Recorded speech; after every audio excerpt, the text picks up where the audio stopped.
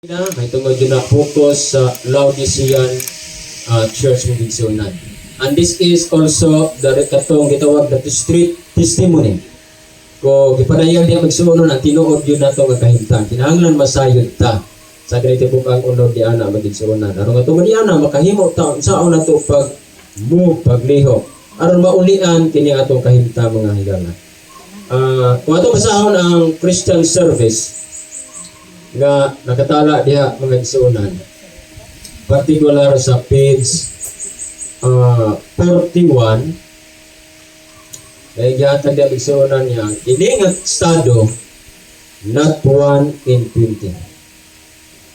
So mga igsuunan kinahanglan to masabtan gid no nga page 41.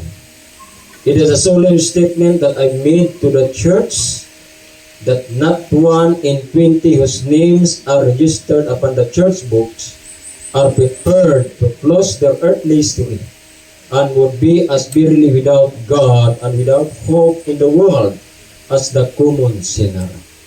So, mali may igsunan atong tanawon Christian Service, page 41. Mali ang kita niya, not 1 in 20. Mali may igsunan. Susama na sa kalibutan nga wala ang tagpaglaom sa Japon mention. Apan adunay dako kayong matambag ang gihatag sa Ginoo nga alang sa matag usa na kinahanglan gyud nato tamdan, no? Muna magsunan. So balik ta dito magsunan sa ato ang pinaka-main na reference is the Bible Commentary volume 7 particular and Revelation chapter 3. Na diha magsunan pinibasa ni Brother Benina. Katong tanawon may suunan kung unsa gyud ang mahimo natong estado. Unod, no? Ana diha atong tanawon. Particular sa 7 BC 961. Revelation 3:14 to 18. O particular dito ni sa 21.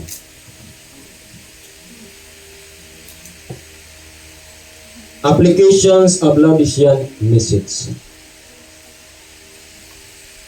Okay, 7 BC 961 ang aplikasyon ni ining Laodicea na mensahe.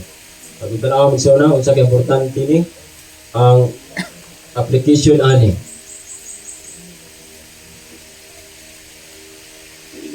The message to the Laodicean church is applicable to all who have great light and many opportunities and yet have not appreciated them. Ang una, kaya ko na mensahe sa Laodicea ang aplikado alang ni adtong sa atong kaiglesiyahan karon igsuonan. Nadiin nakabaton og dagkong makahayag og dagkong oportunidad apan wala maka-appreciate ni ini. Mana igsuonan partikular kini po gikot sa Roma kapitulo 2 bersikulo 17 ngadto sa 24. Muna pinakabukat may igsuunan ang nasaysay diha nga kanang Roma 2. Muna pinakabukat may igsuunan nga atong estado. Roma 2 kapitulo 17 ngadto sa 24. Okay di ang gitudlo diri may igsuunan ang reference at muna tan-aw may igsuunan unsa pinakapunto diri. Dili man mahatag nato ang ginipabukan nga unod ani kaya itong oras limitado but taga nato mga punto. Narayon din apat kung ikaw nagatawag sa mga kagalingon nga Hudyo o nagasalig sa mga kagalingon o pagawal sa imong kalabutan sa Dios o nasayod ka sa iyang kabubuton na kauyon sa mga butang halangdon kay binansay mantuon ikaw sa kasiguan o kung nagatuo ka nga ikaw magtutultol sa mga buta kahayag sa mga ginit-ngitan magpapanton sa mga hungog magtutudlo sa mga kabataan kay nakabaton man tuon ikaw sa dagway sa kahibalo o sa kamatuoran nga naa sa kasubuan. Nan karon, ikaw nga nagapanudlo sa uban, dili ba usab nimo tudloan ang imong kaugalingon? Ikaw nga nagapagwali batok sa pagpangawat, nagapangawat ka ba? Ikaw nga magaingon nga ang tao kinahanglan dili manapaw, nanapaw ka ba? Ikaw nga gilaran o mga larawan, nagapangawat ka ba sulod sa ilang mga templo? Ikaw nga nagapasigarbo tungod sa kasuguan, gipakaulawan mo ang Dios pinaagi sa paglapas sa kasuguan. Kay sumala sa naisulat, tungod kanimo ang ngalan sa Dios gipakisad-an kaliwala sa mga higyan. So muna pinagabugat nagsuon ang declaration ni Paul diha sa Roman chapter 2. So para yung tadiktamigsunan sa pinadayag 3. The fervor of love lacking. Ang kainiton sa gugma maigsuunan nawala. No? Ato tanawon. The message to the Laodicean church is applicable to our condition. How plainly it pictures the positions of those who think they have all the truth, who take pride in their knowledge of the Word of God, while its sanctifying power has not been felt in their lives. The fervor of the love of God is one thing in their hearts, but it is this very fervor of love that makes God's people the light of the world. So sa nakulang mensunan, ang kainiton sa gugma sa Dios. Muna nakulang mensunan, nga maura unta ni maggamit, maura unta ni mahimo nga kita mahimong kahayag diya sa kalibutan. Okay, now listen message to for Adventists. The message to the Laodicean church is highly applicable to us as a people. It has been placed before us for a long time, but has not been heeded as it should have been. With the word of repentance is earnest and deep, the individual members of the church will buy the rich goods of heaven. Panabigsiunan.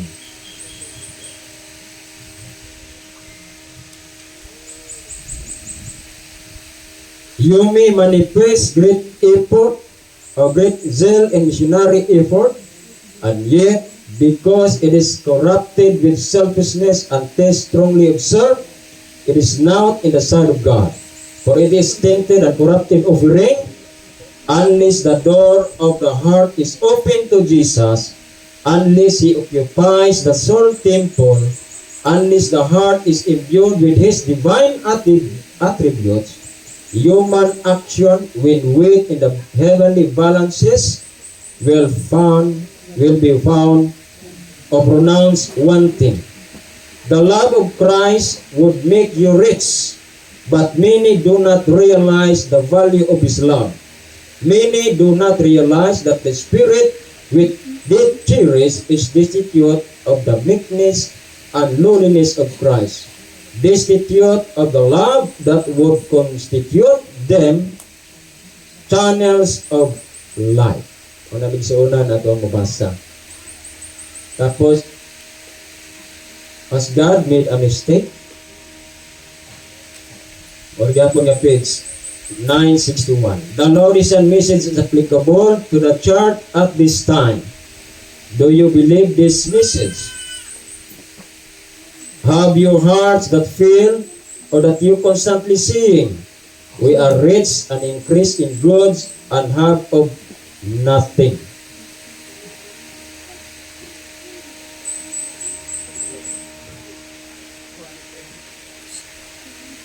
It is in vain that the declarations of eternal truth has been given to this nation to be carried to all the nations of the world. God has chosen a people and made them the repositories of truth, waiting with eternal result.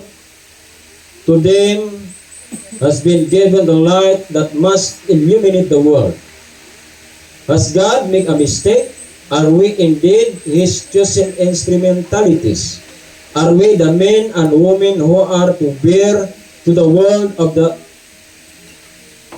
message of Revelation 14, to proclaim the message of salvation to those who are standing on the brink of ruin? Do we act as if we were? So kita ba may suunan kanang girepresentahan diha sa madalunda nga modala ni anag mensahe sa Revelation 14, the three angels messages. Sa page 962, professor but not doers.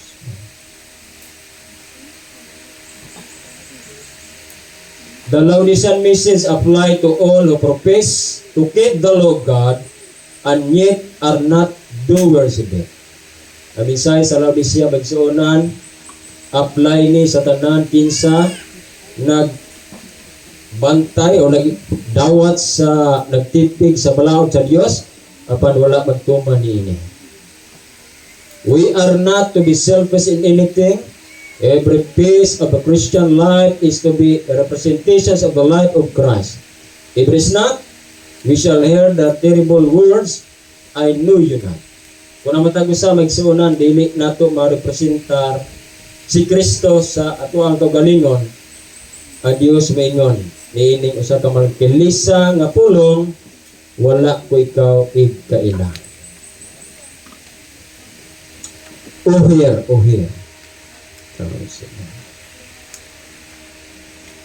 Dirita magsuunan sa oh here.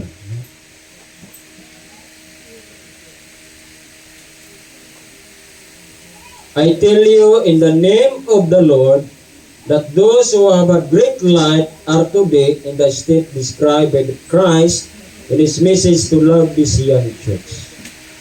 So, ako magasulti kanimo sa ngalan sa Dios nga sila ang kinsa nagabaton sa dagkong kahayag karon anaa sa estado nga gisaysay describe diha sa mensahe ni Kristo sa Laodicea nga iglesia. They think that they are rich and increase in goods and feel that they have need of nothing. Christ speaks to you, hear, O hear. If you have any regard for your souls, the words of great counselor and act upon them. Self-inflicted religion. Self-inflicted religion. Love of self excludes the love of Christ. Kapag gugma sa kagalingon, may nakapa higawas sa gugma ni Kristo o paghigugma ng Kristo. Those who live for self are reins under the head of the Laodicean church who are lukewarm, neither cold nor hot. The ardor of the first love has lapsed into a selfish egotism. The love of Christ in the heart is expressed in the action. If love for Christ is done, the love for those for whom Christ has died will degenerate. So there may be a wonderful appearance for zeal and ceremonies, but this is the substance of their self-inflicted religion. Christ represents them as a now sitting to his taste. So muna bigsunan, itong I was spewing out of my mouth. Self-exaltation, a dangerous element. Self-exaltation is a dangerous element. It tarnishes everything it touches. It is the offspring of pride, and it works so ingeniously that unless guarded against, it will take possession of the thoughts and control the action. So the Laodicean message must be proclaimed with power. For now, it is specially applicable. Now, more than ever before, our sin, pride, worldly ambition, self-exaltation, double dealings, hypocrisy, and deception. So ganito na mensahe sa Laodicea magsuonan iproklamar with power kay karon magsuonan aplikado gyud kaayo. No? Kaya makita nato ano ang garbo, pagtuboy sa kaugalingon, kalibutanong ambisyon, double dealing, o hypocrisy, o limbong. So muna magsuonan, maoy ato nga kahintang, ato tanaw na, if ever inaatan yan na. Self-love, self-deception. Those whom Christ warns have some excellent qualification, but they are neutralized by all who have diseased self-love, self-deception, self-justification, for gross neglect to help brethren in the service of God by encouraging words and deeds. So kung mapakyas na pag-igsuunan sa pagdasig, tambag na to sa uban, o niya itong kahimtang igsuunan. Tugod kay, niya itong paghigugmas ng kagalingon, paglimbong sa kagalingon, o pagpamatarong sa atuang kagalingon.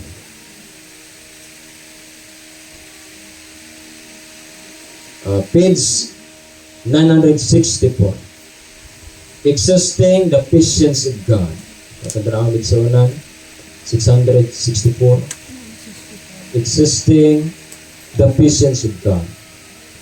Christ says that which man does not see. Ang si Kristo igsuunan nakakita nga wala makita sa tao. O dili nato makita igsuunan pa ang Dios nakakita niini. He says the sins which, if not repented of, will exhaust the patience of a long-suffering God.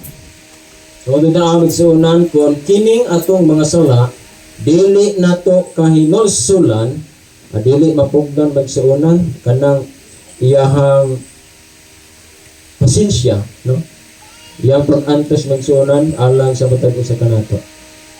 Christ cannot take up the names of those who are satisfied in their own self-sufficiency.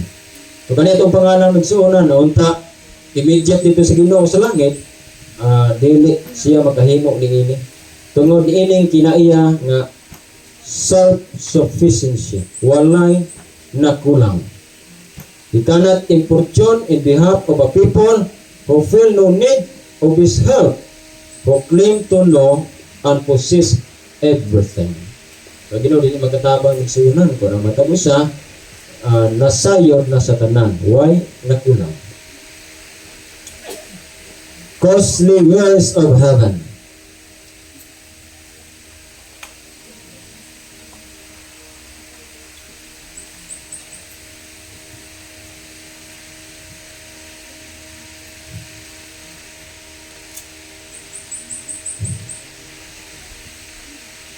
Costly wares of heaven. Page 64, 964. The costly wares of heaven, the wares of heaven are offered to our churches. Every individual needs and to have a decided interest in the petitions of Christ. Brethren and sinner, are your thoughts after this order? Mga kaigsunan, lalaki kung babae, ang iato ba hunahuna, nakatumong ba niini, nga mga hanay. These sharp, decided words do not mean, sa magsunan kining sharp, hait, nga ihatag sa Ginoo, nga pasidaan, warning alang sa atong estado, sa mingon ta nga dili man ko ana, wala man na nagkuan sa kuha.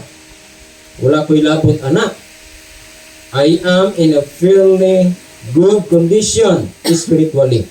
So, mga nabigsuan, wala ko'y labot anak, tanaw pong kondisyon. Maayo kayo, spirituanon. Though I may not have all the fervor and zeal that ham some.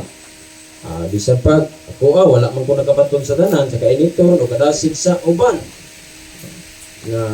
Na-experience ang usap nila. I believe the truth. Those to whom this message belongs, may take it. Kini nga mensahe, agad to lang na kuanani. Naiduan wako'y labot na. I think some need it. Mabuli ingon, ang nauna na ako, alang na nasuban. You who think and reason thus. Siguro, kung nauna ka, umurason ka, may tungod niya na,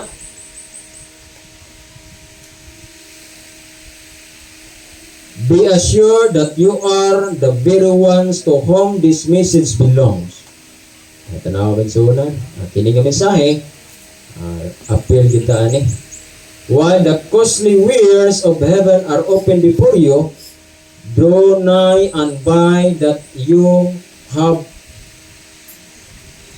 which you have lost, the gold of love and faith, and the white raiment which is the righteousness of Christ.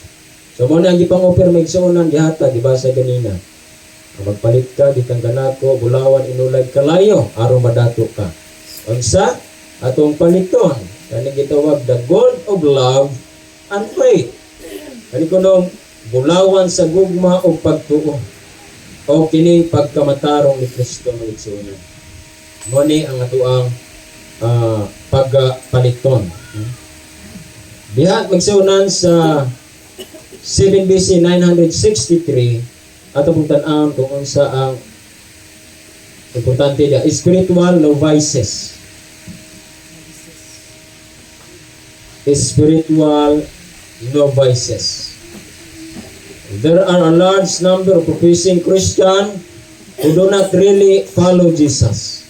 Adunay daghan kaayo nga nag-angkong Kristohanon nga wala sa tinuod nagasunod kang Kristo.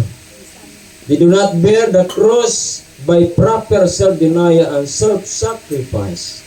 Amo na yung wa matabag kuani, wa tamag dumili sa kagalingon ni pagsekripisyo sa atong kagalingon. Although making a great professions of being earnest Christians, they weave into the fabric of their character so many of the traits of their own imperfection that the beautiful pattern is spoiled. Sa anong naging magisunan? Walay ato ang usahay rason. Of then Christ says, you boast of being rich and increase with supposed spiritual attainments. In reality, you are neither cold nor hot, but are filled with vain conceit. Unless converted, you cannot be saved. For you would mar heaven with your unsanctified wisdom. I cannot endorse your spirit and your work. You do not act according to the divine example. You are following a pattern merely to your own invention. Because you are lukewarm, I must spew out of my mouth. So let us thank the Lord that while this class is so numerous, there is still time for repentance. Jesus says, I, your Redeemer, know your works. Ako mao ang imong manunubos na sayod sa imong mga buhat. I am familiar with the motives that prompt you to declare boastingly in regard to your spiritual condition. I am rich and in grace with God, and have need of nothing. Thou knowest not that thou art wretched and miserable and poor and blind and naked. Those who are in these conditions are willfully ignorant. They do not discern the real character of sin. By their wrongdoing, they constantly misrepresent the character of Christ and put him to open shame. Professing to have a knowledge of the truth, they act in a spirit of as novices. They do not seem to understand the truth that must be expressed in word and deed to show a decided difference between him that serveth God and him that serveth him not. They are false claimers or claimants of every Christian blessing and privileges. When as Christ's representatives, they are not rich in spiritual grace in good works. They are wretched, poor, blind, mean. What a position to be in! They stand in their own light, but notwithstanding their willful ignorance, they are not left by the Lord without added warning and counsel. So mula na bigsunan, gitagaan tagtsansa sa Ginoo nga bisan pa, ingana ato ang kondisyon wa tabiyain niya sa gihapon ang kondisyon mga tambag gihatag sa gihapon. 7 BC 965, virtues wanting among us. Kung sa nakulang bigsunan, virtues.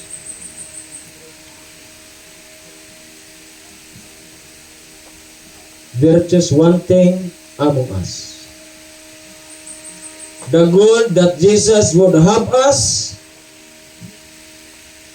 buy of Him is gold tried in the fire, is the gold of faith and love that has no defiling substance mingled with it. The white raiment is the righteousness of Christ, the wedding garments which Christ alone can give. The eye salve is the true spiritual discernment that there is wanting among us. For spiritual things must be spiritually discerned. Discernment, mga igsunan, ang sabi pinaka-kulang nato, the Holy Spirit. Nga, mo'y mutula ka nato sa pag-discern what is good and what is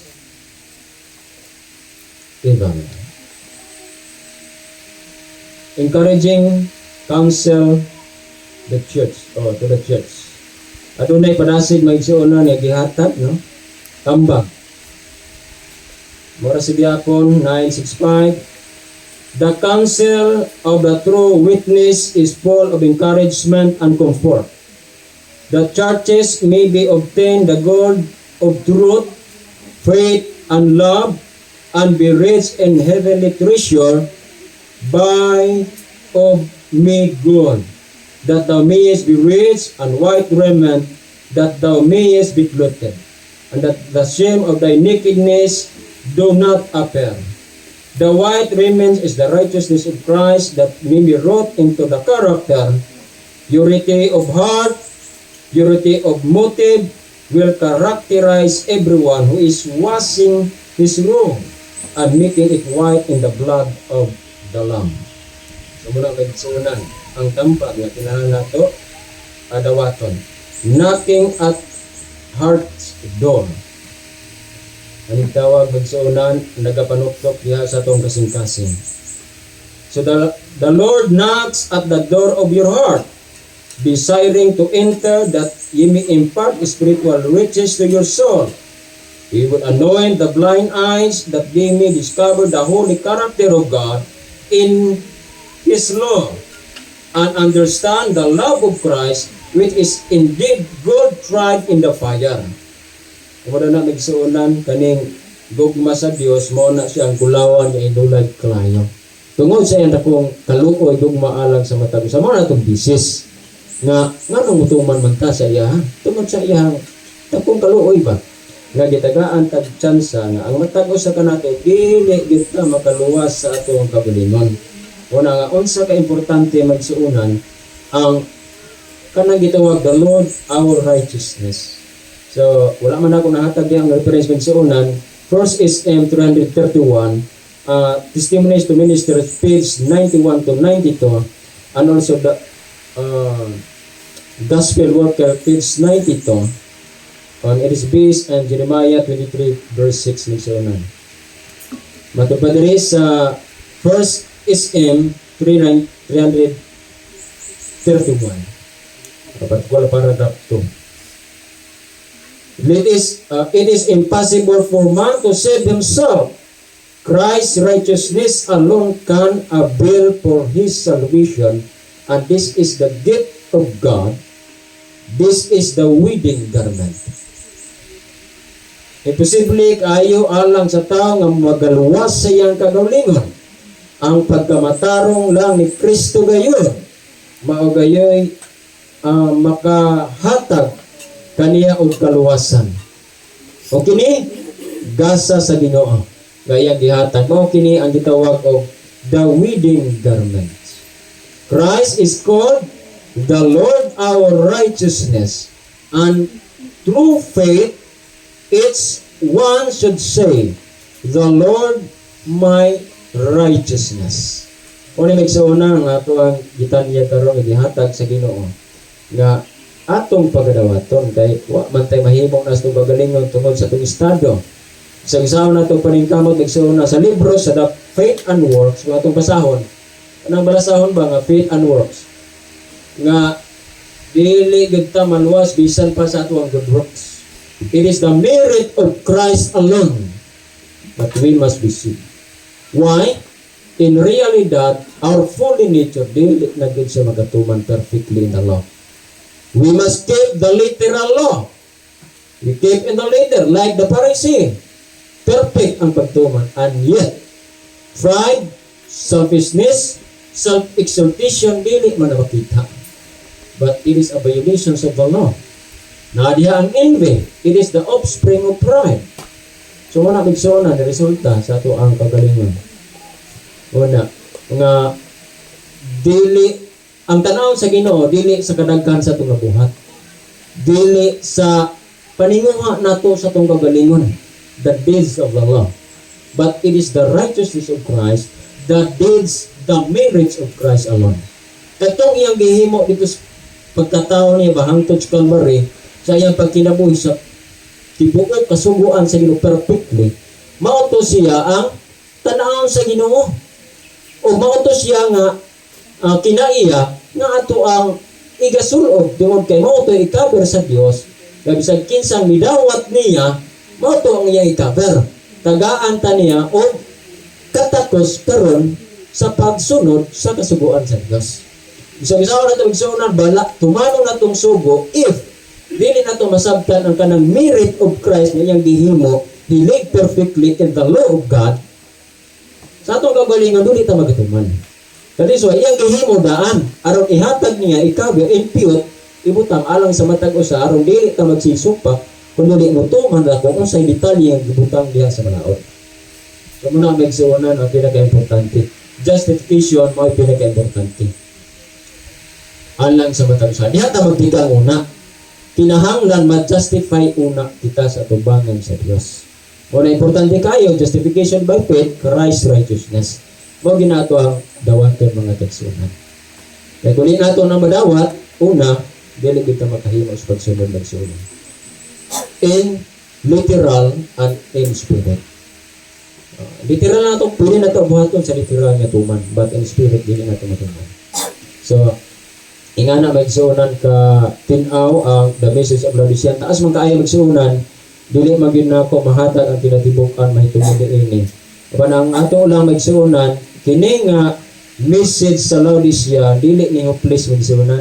Kay gitagaan man tas pagpalit, no? Gitagaan ta og kanang encouragement alang sa matag usa nga ato ning masunod mga gisuunan. Og ato ning apply sa kong kaugalingon nga pagkinabuhi. Mao na ang magsuon na matupad diri. Let us make an applications to the word of Christ in our individual cases. Are we poor, blind, and wretched, and miserable? So mao na magsuonan. So then let us seek the good and white raiment that He offers. So the work of overcoming is not restricted to the age of the martyrs. The conflict is for us in this days of subtle temptations to worldliness, to self-security, to indulgence of pride, covetousness, false doctrines, and immortality of life. So muna yung kani ko nung mga pulo maghihatag sa Diyos din i-apply nato ni sa atong individual cases. Dungag pa ni magsuunan, every members of the church should buy. Ang matag membro sa iglesia o katawan sa Dios mo palit ining gi-offer. Mao ni ang katapusang offer sa Ginoo alang sa matag usa. Imo ton ang og padayon Revelation 14, the third angel's message, that is the Christ righteousness in verity. Kung tunan nimo migsuunan kanang third angel, naa diha ang the law of God, tanan nakalapas sa balaod, but usaw na ko pagluwas, nga the law cannot save me. That is why gibutang ang gospel. Atong giman-an, the law and the gospel case is other. Mao na magsuunan ang Revelation 14, chapter 12. Nga kung wala si Kristo, ang maayong balita, dili kita makatuman kinatibukan sa balaod. Tungod sa atong estado. That is why, gihimo niya. Mao na nga, in Revelation 14:12, the merit of Christ alone. Walang siya how important nga atong hawinan si Kristo. Dili katapusan. Wala nagilain nga, ato ang himuon, hold fast Ano igsuonan? May tungod kang Kristo. Salamat sa panahon yang gihatag alang sa matag usa karon sa mga pulong atong tunan og dungag magsuonan ang Laodicea nga mensahe. At the same time, diha sa State of Christ magsuonan, a knowledge of God. The Bible is designed for us. The Bible is not designed for the scholar alone. It is designed for a common people. Ato ning basahon magsuonan. Kung atong tugutan ang laing tao daw nga mao mo basa alang nato nini, kani ato mga pangunahuna dili gyud mo dili mo improve.